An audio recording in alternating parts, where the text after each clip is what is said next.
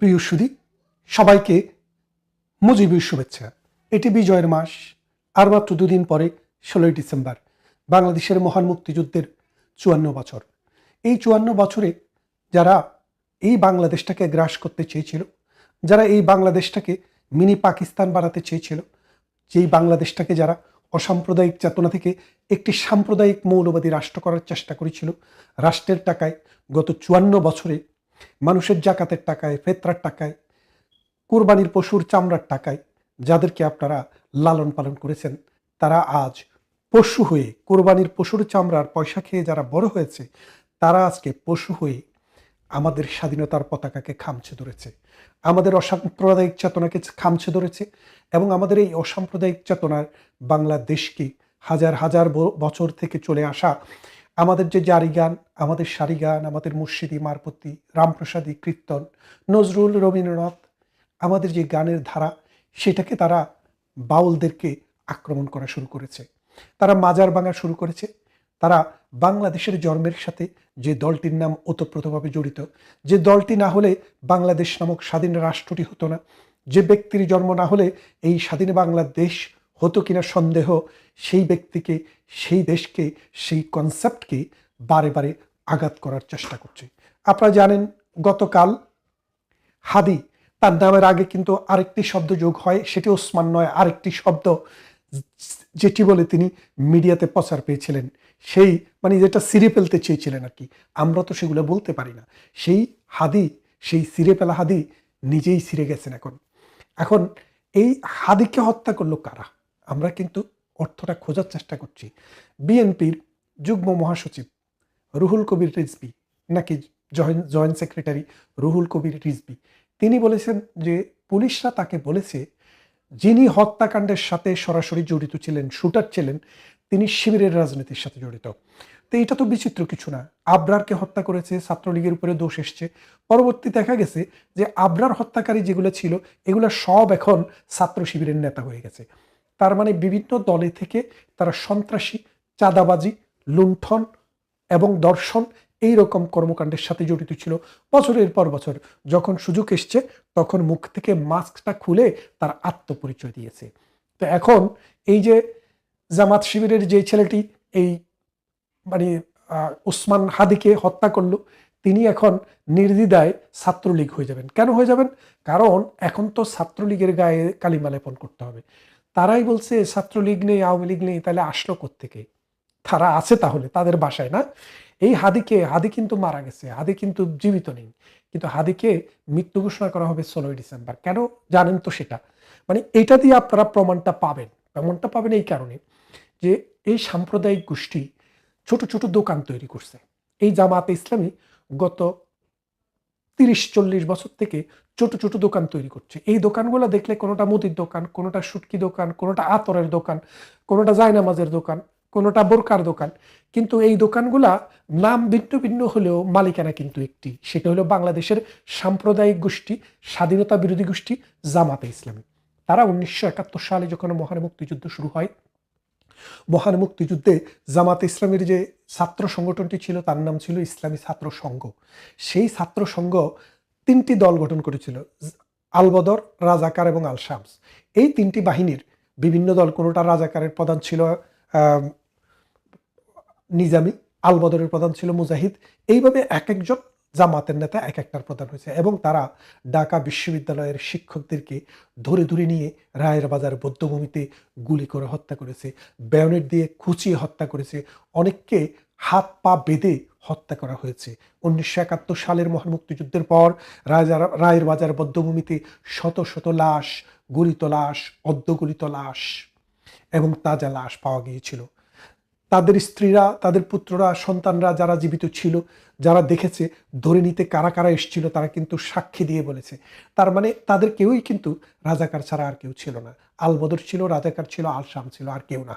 এবং দেখেন, বাংলাদেশে অনেক বীর শ্রেষ্ঠ রয়েছেন 7 জন। এই 7 জন বীর শ্রেষ্ঠের মধ্যে কাউকে কি আপনি কখনো মোল্লা দেখেছেন? জামাতে ইসলাম করেছে দেখেছেন? নেজামে ইসলাম দেখেছেন? দেখেননি। আরবি লাইনে পড়াশোনা করেছে দেখেছেন? দেখেননি। অথবা যারা বীর উত্তম ছিল, তাদের মধ্যে যারা বীরুত্তম হয়েছে দেশের জন্য যুদ্ধ করে, তাদের মধ্যে একজনও কি জামাতে ইসলামী অথবা কোনো ইসলামী লাইনে পড়াশোনা করা মৌলবাদী শাসক গোষ্ঠী, মানে আজকের যে জামাতে ইসলামী তাদের কেউ ছিল? ছিল না। তারপর বীর বিক্রম, তাদের মধ্যেও কেউ জামাতে ইসলামী ছিল না। তারপরে আসেন বীর পথিক, তাদের মধ্যেও কেউ ছিল না। কিন্তু এখন তারা দাবি করে তারাই শুধু মুক্তিযুদ্ধ চেয়েছে, তারাই বাংলাদেশ চেয়েছে, আওয়ামী লীগ চায়নি। এই যে মনে করেন মুনাফিকি, মুনাফিকি হচ্ছে তাদের রক্তে। এরা মুনাফিকি ছাড়া ওদের কোনো রক্তের মধ্যে আর কিছু নেই। ওরা গতকাল যা বলবে এর পরের দিন কিন্তু তারটা উল্টাইয়া বলবে। কারণ কি, মুনাফিক হিসেবে তাদেরকে যে প্রমাণ সেটা তো তারা দিতে হবে।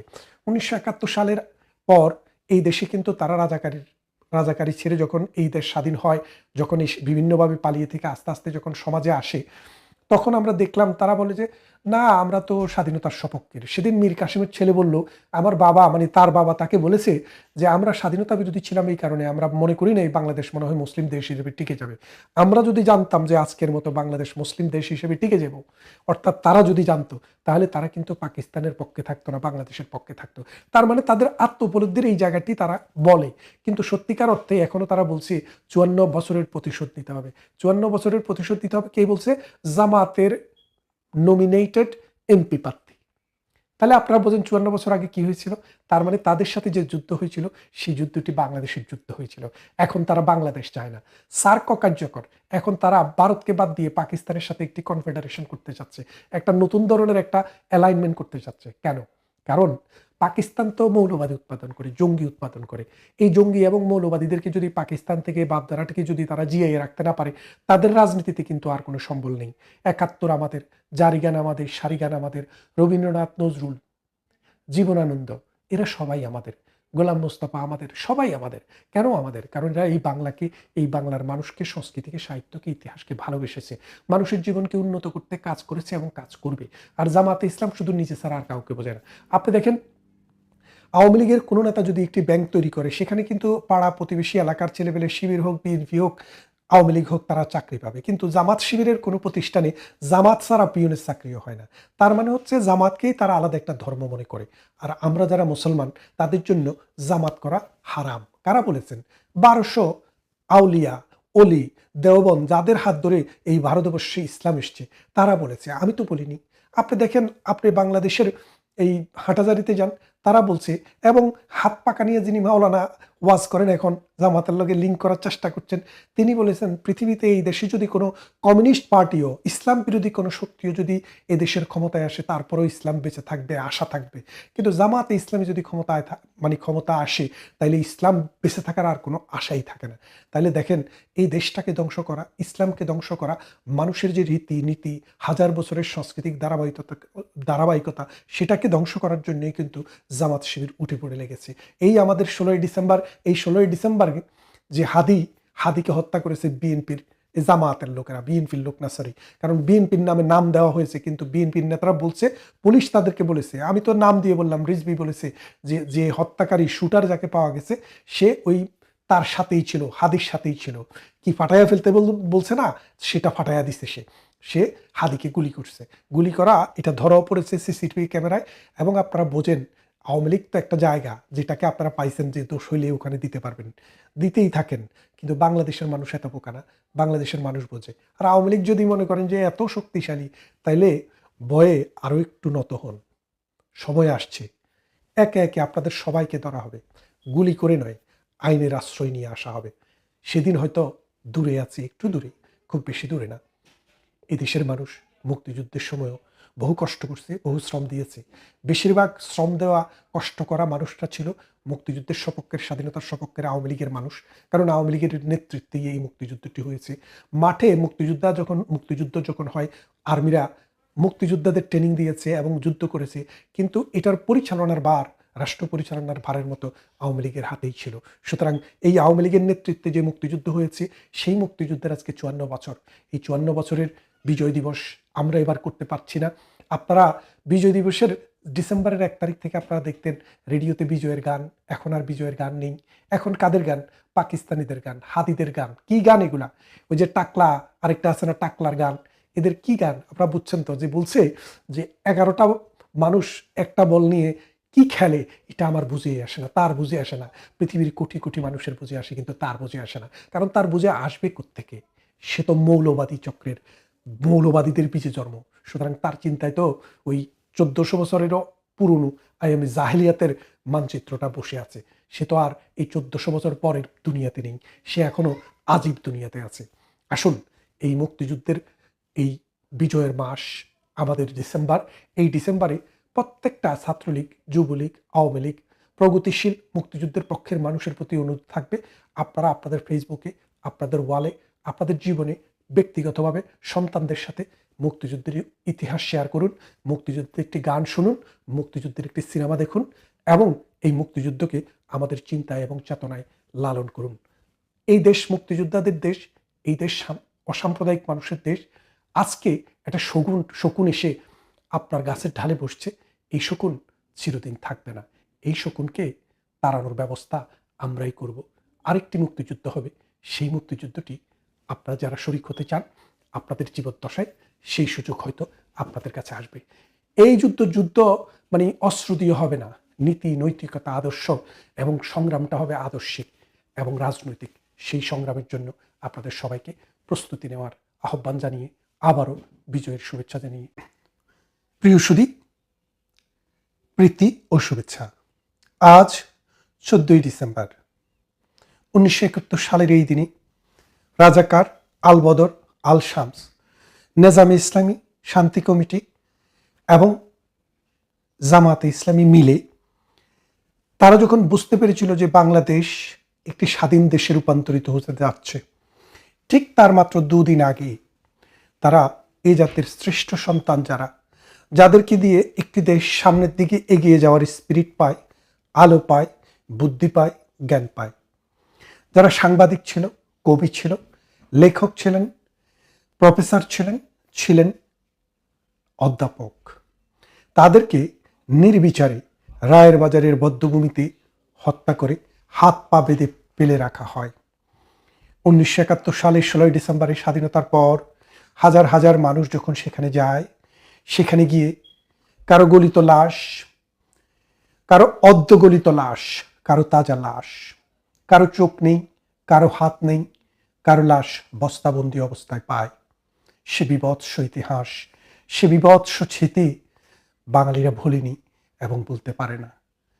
উদয়ের পথে শুনিকার বাণী, ভয় নাই ওরে ভয় নাই, নিঃশেষে প্রাণ যে করিবে দান, ক্ষয় নাই তার ক্ষয় নাই। সেই মহান বাঙালির সূর্য সন্তানেরা আজও আমাদের স্মৃতিপটে বেঁচে আছে, আজও বেঁচে আছে বাঙালির চিন্তায়, চেতনায়, বোধে এবং বুদ্ধিতে, আমাদের কবিতায়, আমাদের সাহিত্যে, আমাদের ইতিহাসে। আপনারা জানেন আমাদের 8টার সংবাদের আগে একটি বাংলাদেশ টেলিভিশনে একটি গান বলা হতো, একটি গান প্রায় শোনানো হতো, সবকটি জানালা খুলে দাও না। নজরুল ইসলাম বাবু এই গানটি লিখেছিলেন। এই গানটিতে খুব দরদ ভরে সুর দিয়েছিলেন আরেক কণ্ঠ সুরকার আহমেদ ইমতিয়াজ বুলবুল। সেই গানের ভিতরে একটি কথা আছে, ওরা আসবে চুপি চুপি, কেউ যেন ভুল করে গেও না গো বুক ভাঙা গান। আজকের যেই প্রেক্ষাপটে আমরা 14ই ডিসেম্বর আমরা যে বুদ্ধিজীবী দিবস পালন করছি, সেখানে এই গানটি খুব সত্যভাবে প্রতীয়মান হচ্ছে। তারা আজকে চুপি চুপি আসছে, সদর্বে তারা আসতে পারছে না। কারণ 71 সালে 14ই ডিসেম্বরে যে রাজাকার, যে আলবদর, যে আল শামস, যে শান্তি কমিটি, যে জামাতে ইসলামী তাদেরকে হত্যা করে বাঙালির স্বাধীনতার স্বপ্নকে, স্বাধীনতার স্পৃহাকে স্তব্ধ করে দিতে চেয়েছিল, সেই রাজাকার, সেই আলবদর, সেই জামাতে ইসলামী আজ প্রত্যক্ষ বা পরোক্ষভাবে রাষ্ট্র ক্ষমতায়।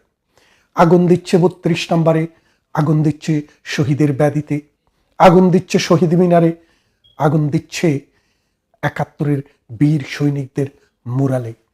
তাহলে আপনারা বোঝেন, আপনারা দেখেন যে 1971 সালে ইসলামী ছাত্র সংগ্রামে জামাতে ইসলামীর একটি অঙ্গ সংগঠন ছিল, যেমনটা এখন ছাত্র শিবির আছে।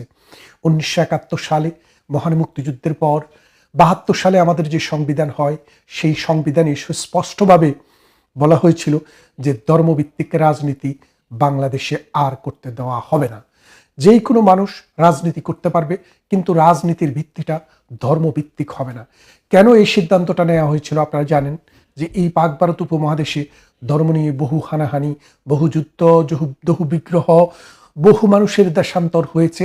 তাই সেখান থেকে শিক্ষা নিয়ে একজন ম্যাচিউরড রাজনীতিবিদ, জাতির জনক, শতাব্দীর মহানায়ক, বাঙালির রাখাল রাজা বঙ্গবন্ধু শেখ মুজিবুর রহমান যখন স্বদেশে ফিরে আসলেন যুদ্ধের পর, তিনি সিদ্ধান্ত দিলেন এটি অসাম্প্রদায়িক চেতনার রাষ্ট্র হবে।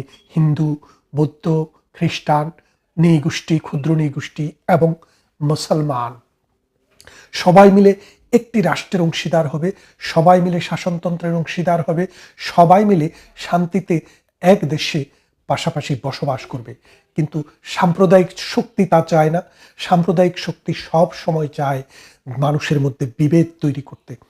এই বিভেদটা যতদিন টিকে থাকে, তাদের ধর্ম ব্যবসাটা তত ভালো চলে। তো যে কথাটি বলছিলাম, 1971 সালে জামাতের যে অঙ্গ সংগঠনটির নাম ছিল ইসলামী ছাত্র সংঘ, সেটি পরবর্তীতে 1979 সালে এসে শিবির নাম ধারণ করে। তার মানে ওই বলে না, পুরনো বোতলের নতুন মদ, অথবা আপনারা বুঝতে পারছেন যে নতুন মদটাকে পুরনো বোতলেই আবার রাখা হলো। সেই বোতলটা হচ্ছে ইসলামী ছাত্র সংঘ, এখন সেটি ছাত্র শিবির। বাংলাদেশের কাটা রাজনীতি যারা চালু করেছে তারা হচ্ছে ইসলামী ছাত্র শিবির। বাংলাদেশে আমরা শুনেছি আল্লাহর আইন চায়, সৎলোকের শাসন চায়। কিভাবে কায়েম করবে? তারা বলছে কোরআন তাদের সংবিধান। কোরআন সংবিধান যদি তাদের হয়, আজকে তারা হিন্দু লোককেও নমিনেশন দেয়। জামাতের লোককে বলতে শুনছি যে 54 বছরের প্রতিশোধ নেওয়ার সুযোগ। 54 বছর আগে বাংলাদেশে কি হয়েছিল আপনারা সবাই জানেন। একটি মহান মুক্তিযুদ্ধ হয়েছিল। সেই যুদ্ধে জামাতে ইসলামী, নেজামে ইসলামী, মুসলিম লীগ, আল বদর, আল শামস, রাজাকাররা বাংলাদেশ মুক্তি বাহিনীর কাছে পাকিস্তানের 93,000 সৈন্যের সাথে আত্মসমর্পণ দলিলে স্বাক্ষর করেছিল। আপনারা সেটা জানেন। সেই পরাজয়ের প্রতিশোধ নিতে স্বাধীনতার সপক্ষের শক্তি আওয়ামী লীগকে রাজনীতির বাইরে রেখে আজকে যে পায় তারা চলছে, ডক্টর ইউনূস তার মধ্যে গিয়ে ঢেলেছে। তিনিও আজ এই স্বাধীনতা বিরোধী, এই মৌলবাদী, এই 71-এর মানবতা বিরোধী শক্তির সাথে হাত মিলিয়েছে।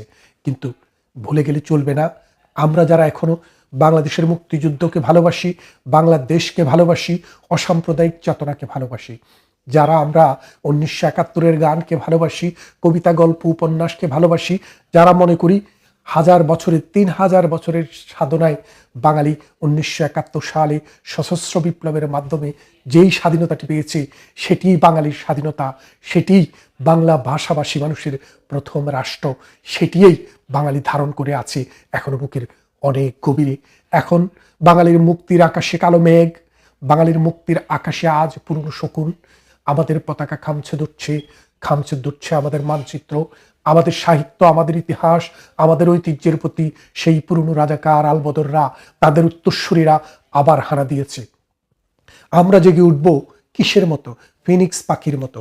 বাংলাদেশ আওয়ামী লীগ হচ্ছে একটি চেতনার নাম, একটি অনুভূতির নাম, যেটা স্বাধীনতার সপক্ষের, অসাম্প্রদায়িক চেতনার সপক্ষের এবং মুক্তিকামী মানুষের একটা প্ল্যাটফর্ম। এই প্ল্যাটফর্মটি বঙ্গবন্ধুরা ক্রিয়েট করেছিলেন, কিন্তু এটি বঙ্গবন্ধু নিজের জন্য ক্রিয়েট করেননি। ক্রিয়েট করেছিলেন মেহনতি মানুষ, ছাত্র জনতা, কৃষক, শ্রমিক, সকল মানুষের জন্য। আমরা সবাই আজ প্রতারিত হয়েছি।